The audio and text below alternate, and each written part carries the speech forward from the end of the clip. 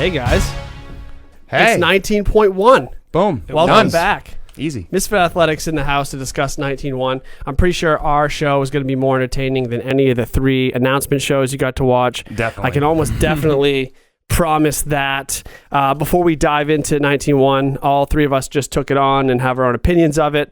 It's actually pretty straightforward, but it's beside the point.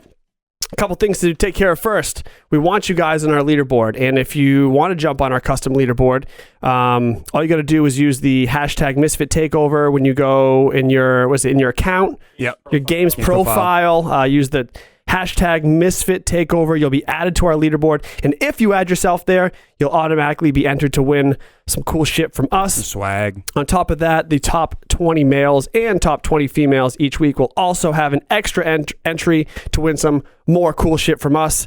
And if that wasn't enough, on Instagram, if you use the hashtag grow or die, throughout the open, show us what you've done, what you've accomplished this year, what you're proud of. We'll be going through, picking some people to also give additional swag too. So we got all kinds of ways to give some stuff away through the open this year. Trying to make it fun and exciting for everybody. What do you got? What do you got? SharpenTheXCo.com. Wednesday the 27th, we are dropping a bunch of new gear. This year's open tee for men and women, a bunch of new Mark tees, some new compression shorts for men I've been waiting for forever. Those are coming out, as well as some new swag. So keep your eyes tuned to Sharpen the Axe Co. And go to our Instagram, Sharpen the Axe, and you will see what's dropping on Wednesday. Then, teammisfitgyms.com, our third website, teammisfitgyms.com for your affiliate group programming, coaching needs. March programming just dropped today, so if you are a subscriber, you can access that now. If you are not, still plenty of time before March 1st to pick up that programming, get on the train. If you want some general info too, we just dropped an article on how to best prepare for the open workouts. Great resource for coaches. You want to know, give your athletes the best opportunity to essentially hit a home run with this open workout. Go give that a read. It's really short. Take you 15 minutes. Pass it along. Members really dig it. Pretty applicable to this workout for too. sure. So. Well, good thing this workout is just a simple CrossFit couplet. Nothing sexy about it. Nothing sexy about it. However, I will say, before we get into the nuts and bolts of it, I'm not disappointed in the test itself. It is a little biased towards a taller athlete in that sense, as Sherb was being very happy-go-lucky as we're setting up.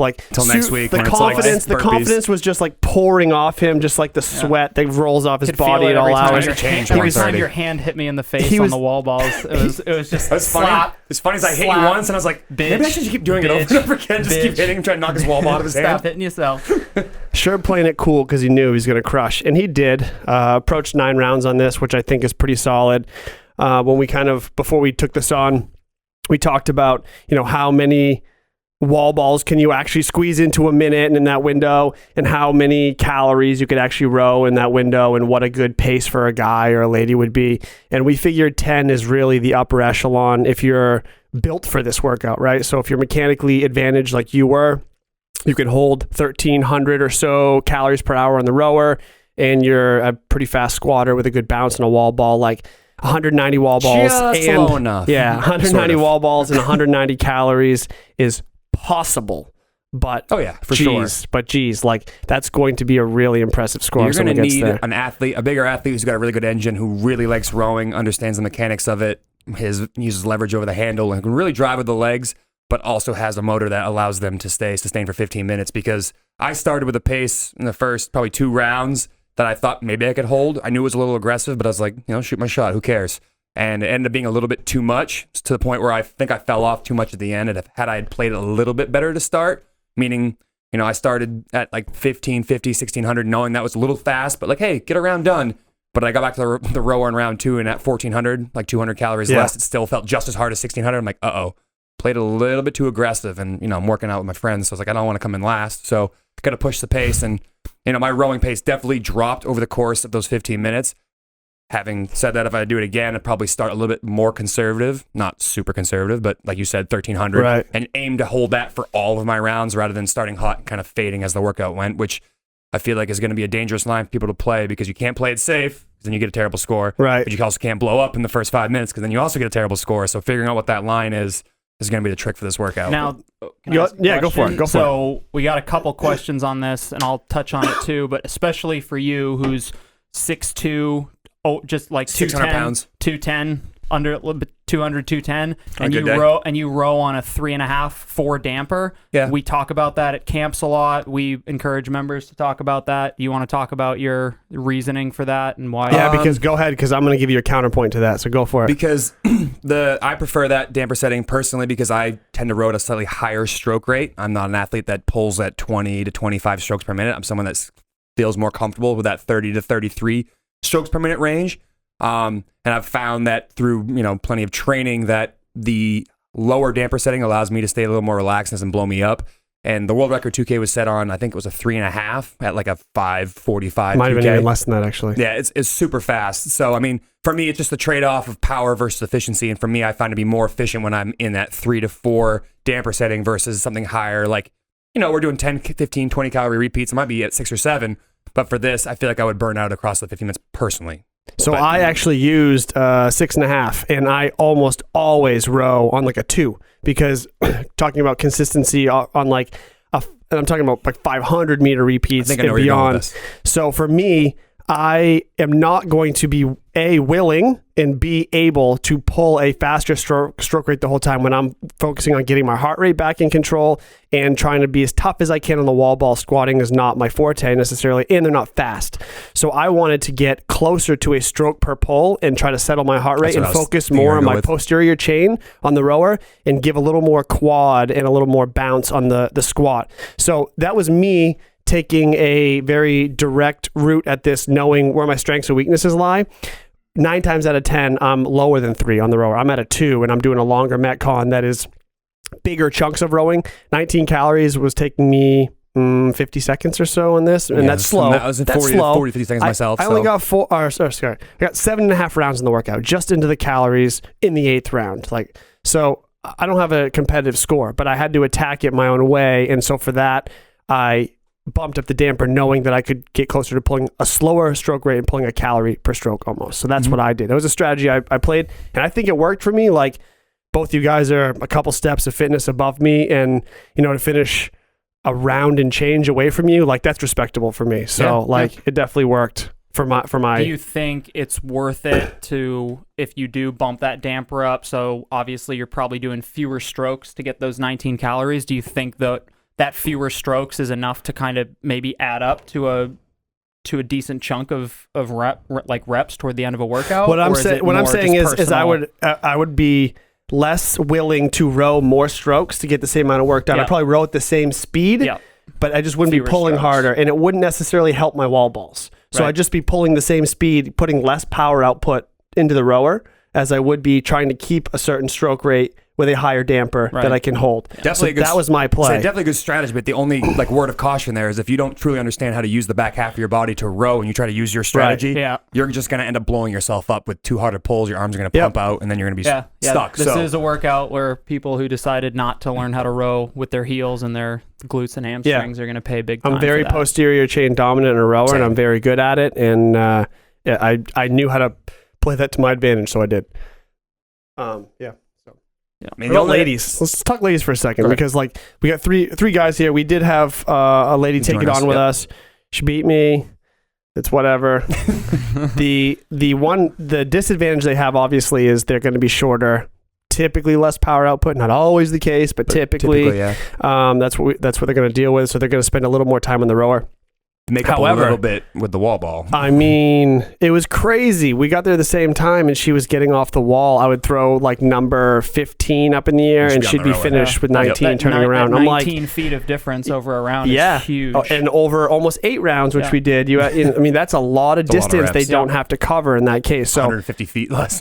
For the girls that are just kind of being like, oh, I'll never be able to keep up. That's not true. If you're holding really unbroken sets throughout with the wall ball and you're very confident with that, if you just find your row pace and hold it, you can have a very competitive score on this. The row pace, but also the setup. Like last year we talked about with 18-1 is setup, like some of the smaller athletes or some of the athletes that are concerned that they may not be able to put the same amount of power into it because they're maybe a shorter or smaller athlete. They can set themselves up for success with a slightly better setup. We saw that from everybody. Everyone got an attempt last year and they're like, how did someone get 2 more rounds than me? And then you saw the Instagram clip and everything was literally on top. Physical layout. Yeah, Yes. everything was so close together. There was literally no time for transition. And I feel like to have a very competitive score in this workout, it's the exact same thing. Yeah. You got to row hard and have very quick transition. Yes, I did 15 transitions myself. Like that's a lot of moving back, and that's a lot of commitment to get back on the next movement when you don't really want to. You want that second to breathe, and you really can't give it away. I found like it getting off the rower, like obviously you want to take that extra breath before you pick up the wall ball, but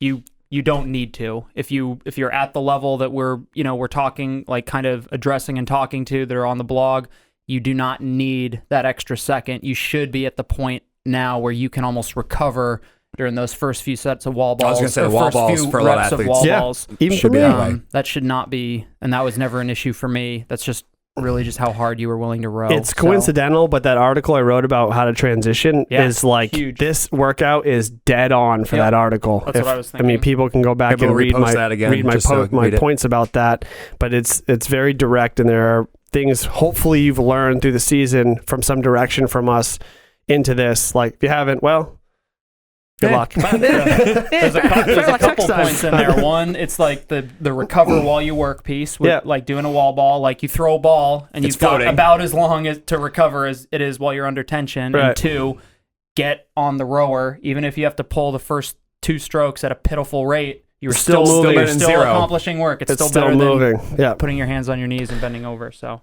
Yep. I wish we could get more into depth in this, but like I'll add one more thing that kind of helped me.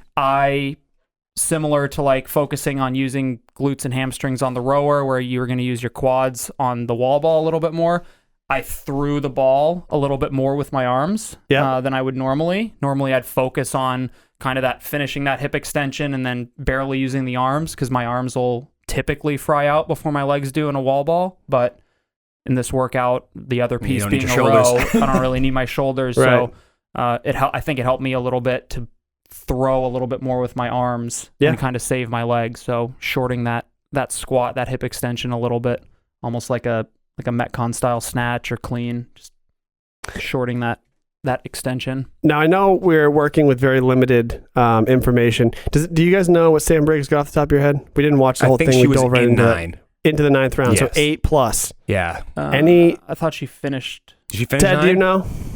No, there's nothing on the leaderboard. All right. Well, we won't worry about it. Anyway, we saw her get pretty deep into the workout. With the limited info we have, anyone want to take a guess on what a top 20 in the world, male and female score will be? And obviously we're going to post some stuff just so everyone knows. On Saturday, we're going to try to, it'll probably be on Instagram. It'll just be a graphic post of things that we have observed, watching a lot of our athletes go through it for the first time. We'll add some points of performance we think are crucial to be successful in this workout. We'll post those up once we get a little more info. But with what we're working with now, about an hour ago, they released the workout. Like, what do you expect the top guy to get, or top 20 guy to get? I want to say that the top 20 will be in the rower, be pretty close to finishing the calories in the 10th round, getting to there. Although I'm probably going to put my foot in my mouth. Someone's going to get like 11 rounds. I don't think it's possible. I'm just thinking about the math. I got 45 seconds for 19 wall balls, 45 seconds. 15 calories? Yeah, you 15 almost calories finished in 9 rounds. Yeah. Yeah, so I'm trying to think. If you can save 5 seconds. I honestly think someone could probably row 200 cals per hour on average harder than me that whole workout. Yeah, I think it was someone like Norman who could definitely do that. I think we'll see somebody in the... Oh, you said calories. I think they'll be in the calories on the 10th round, about to finish 10, but not finishing 10. Yeah, I'm thinking you add like 5 seconds per round. You row like 3 to 5 seconds faster per round than someone like he did, which isn't like not doable. Right. Someone like Cody, for example. So it gives you 40 seconds. 40 extra seconds. That's plenty of time to do 19 wall balls if you're fast. And then probably get back on the rower. So I do think that the top 20 is going to be right around, I think dozen we'll see calories. somebody break 10 rounds. Ooh, break 10. I think we'll see someone get 10 rounds. Yeah, I guess we have 2 different questions. We have what's the top score and what's the top 20? Yeah, so all right, so this could be one of you those want to get in your 9th round. How about that? Yeah, right. Definitely. You want to be in like complete 9, complete 9, trying to approach 10 to be a top 20 candidate. I agree with that. And what about ladies? Has to be what, 8.5 plus? I think really close. Yeah, 8.5 plus probably. Yeah, I'd say right around 9, approaching the finish the calories in the 9th round. Yeah. What did Danny get? She beat me by almost the whole row. She She has 6 or 7 calories more than you. Is what you yeah, said. yeah, 6 calories more than me. Yeah. She was in the 8th round, about to finish the 8th round. Yeah, just shy of finishing 8. Yeah, I think it'll be pretty close. I think the men girls can men definitely beat her by over a full round. She played it very safe. If you have a good rowing female, like that's a taller female, yeah. Mhm. Yeah. So, all right. Well, I mean, it's about as straightforward as it gets.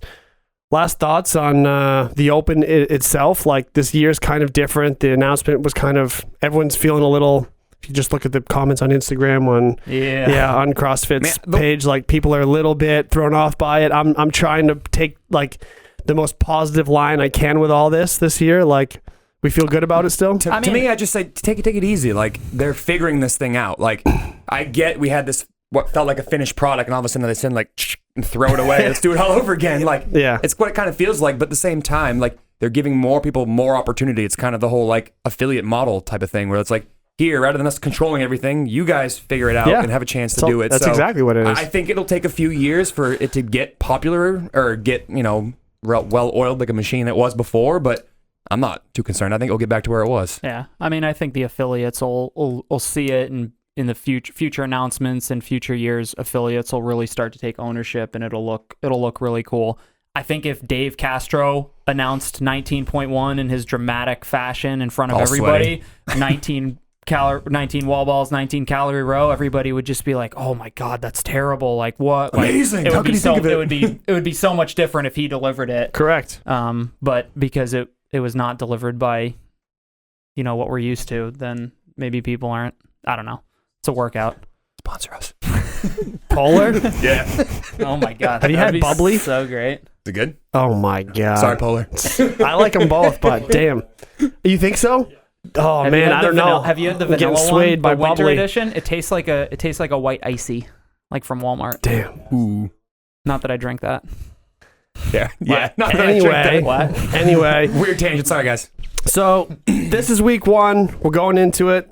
We're going to attack it just like we would any other year, trying to take the most positive line we can.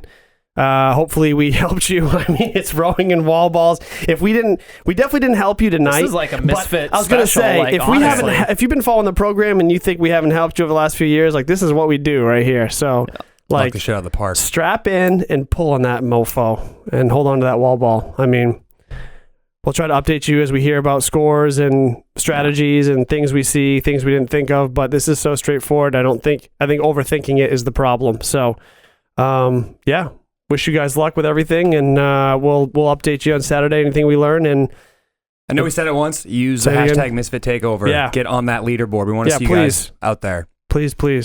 And we'll see you next week. That 10-round score from a Misfit. Go get it. Yep. Till next All time, right, guys. See ya. See ya.